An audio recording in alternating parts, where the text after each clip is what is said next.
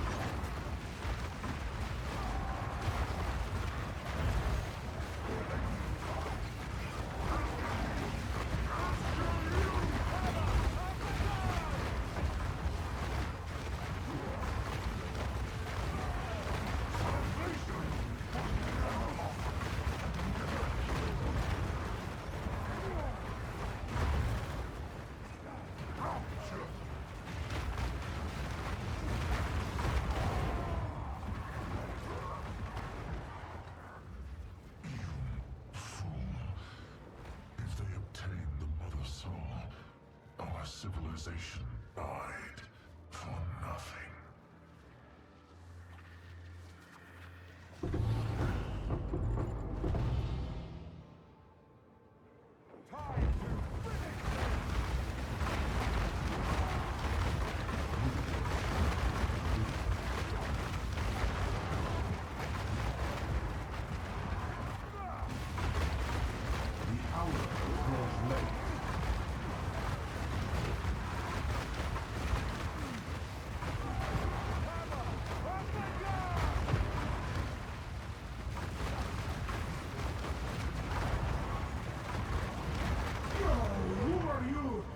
Overthrow your fate! There is no more left to challenge me.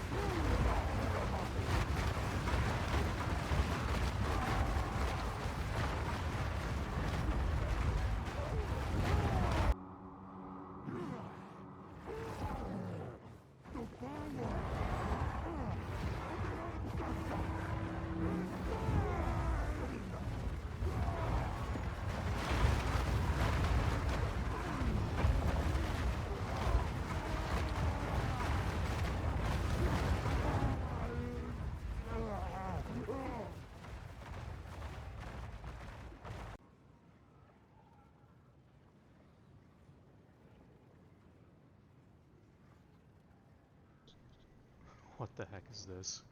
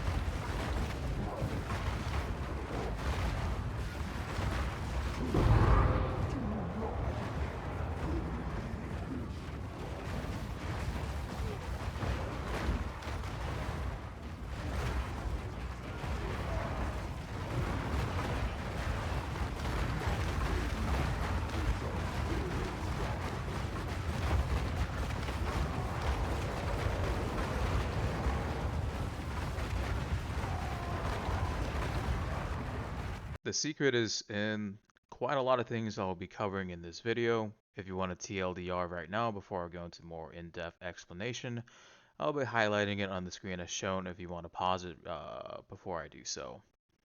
The mobile linux guide, POB, and PoE Ninja links will be in the description below. Give me a like and a subscribe while you're at it. I really highly appreciate it, guys. Really do. So with that said, I will be going over the long form, in-depth explanation of the build and how it functions. As you can see from the prior clips, there's a lot of things going on the screen, and you're probably, what the heck is going on? The two main skills that you'll be using is, of course, Fragments of the Past and Voltaic Barrier, and how they function together and how they synergize is the fact that this Fragments of the Past is a projectile skill. As you can see, it has a projectile tag up here, obviously. But it synergizes with Voltaic Barrier because it enhances those projectiles, and anytime they hit, they give off these chain lightning beams.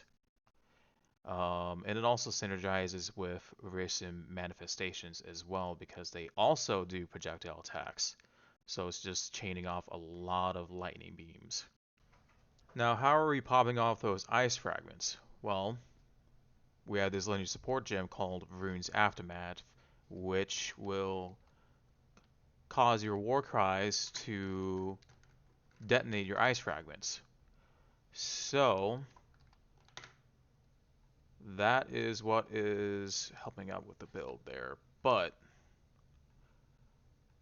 how do we have two more in our other two Warcry skills? We have Solus Ipsi in our helmet slot. This allows us to socket two additional copies of each lineage support gem in different skills. Because of that, that allows me to pop off as many of these ice fragments as possible. If it weren't for that, if I were to just use one, see the difference? It will not pop them off as reliably as you like with just one of them slotted in. That's why, in my opinion, it's mandatory to have Solus Ipsi, so that when you have your Voltaic Barrier, no, not Voltaic Barrier, excuse me, your Ice Volcanoes, right?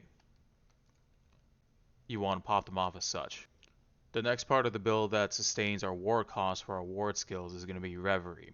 Now, since we can't use Life Flasks, but this constantly applies our Life Flask for us, we need a very high recovery rate on our Life Flask to do so. And then if we use Warding Rune of Nourishment, which will give us 50% of that life recovery from our flask to also apply to Ruining Ward, 50% of this translate into 192 at base. Now, if we pop off our Warcry, right, well, yeah, as in our Fortifying Cry. So if we pop that off, that gives us more life flask recovery, and that gives us 221 Ruining Ward recovery every second. So you will not worry about losing your ward at any point because of this setup. And that's how we sustain our ward for our ward skills. Now I'll be going over the gear pieces and why I chose them for the build. As I already said, I chose Solus Ipsi because it will allow me to socket two additional copies of each lineage support gem in my 3 Warcry skills. That's how I'm able to pop off my my ice fragments reliably, and I am not looking back on that. I believe this is mandatory for the build, and nothing else will convince me otherwise. I chose Sadie's Mercy. You could probably choose any other mace, but I chose this one because it has decent flat fizz, has decent crit chance. I capped out on my attack speed, which is what you need to reliably pop out your volcanoes at any given point. And you're able to inflict grueling madness. It's just a bit of slow that you can inflict on your enemies. It's just a nice bit of crowd control. You're crowd controlling all the time anyways with what you got going on. You're inflicting chills, you're inflicting electrocutes. So yeah, it's a very nice package, like all in one package, and it comes with the Harbinger of Madness skill. I mean, there's not much to it. you kill things, you spawn things that explode, you hit rare unique enemies, things spawn and they explode. So, wait, with melee hits. Oh, wait, hold on. Draws out an unstable apparition from enemies you kill with melee hits. Ah, so they don't come out when I kill them with my other attacks. But then I draw them out from very unique enemies when I hit them with any other type of hit. Okay, that's good to know. But yeah, besides the point, we'll be moving on to the next gear piece. I chose this. I was originally running Smolin, but that's because I had a high ward base on that. But this one has outperformed that in resistances, stun threshold, and it gives me gain 1% of damage as fire damage per 1% chance to block. Because of this, my damage went through the roof very considerably, and I am not looking back on that. So I highly recommend getting this. You can either do this as Rune Mastered or just the base version, whichever one you want, but I decided to use the Rune Mastered one because I needed to get enough ward to cover my ward costs. As you can see, Ice Volcanoes cost 90 rooting ward per, and Voltaic Barrier cost me 129 rooting ward per. We're moving on from that. Running Eventide Petals. I'm mainly having this on for the crit chance.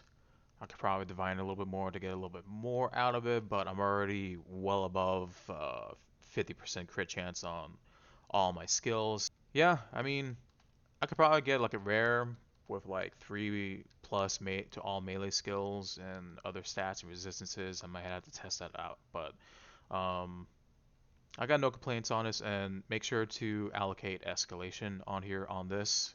Well, instill it. That way you get 60% increased damage uptime for each different Warcry you use recently. So um, that's been pretty comfy. You can use any ring you want, get damage on it, resistances, attributes, whatever. Same thing on this. I might end up upgrading this ring at some point. Get some other damage modifier on it, just get more damage out of it and min-max it. I already covered Reverie earlier, but yeah, I highly recommend this. In fact, I believe this is required for the build because it sustains our ward costs and ward recovery. Get yourself a life recovery belt like this as well. Make sure you get a rawhide with increased life recovery and increased flash life recovery rate, which feeds into how this works with Reverie, which is how we have this high of a life recovery per second for last right here.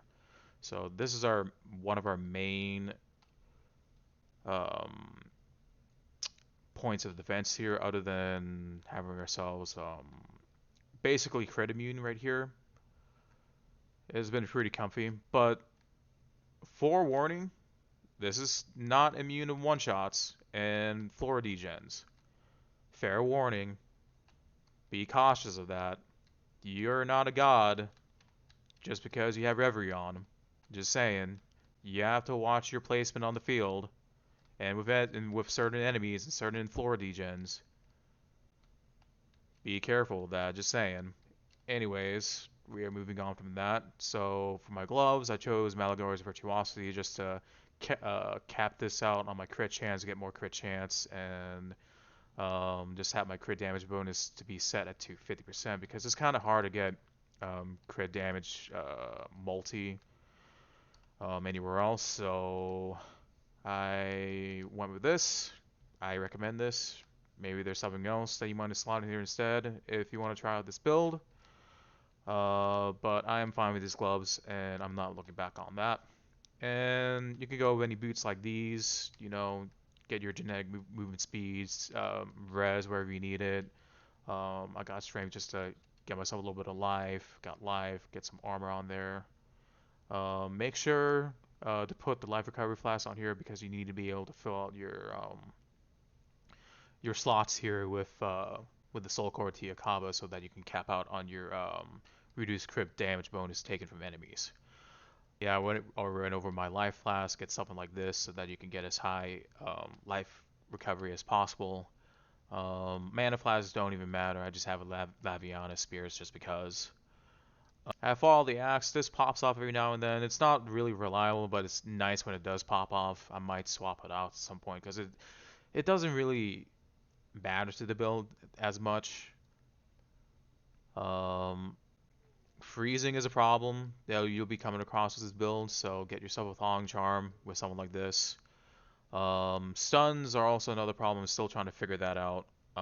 Maybe if I level up a little bit more, I could probably path my way up here and get Unbending, and that would solve all my stun threshold issues. When it comes to very high density mob packs and high-end maps like T15s, T16s, T17s, and especially in Delirium maps, yeah, um, I need to figure out how to work around my stuns from enemies at some other point. So I might update the guide at a later point in time in regards to that. But as of right now, this is what I got here. And that's pretty much how the build works. And this is just kind of like an overview of the skill tree here and what we got.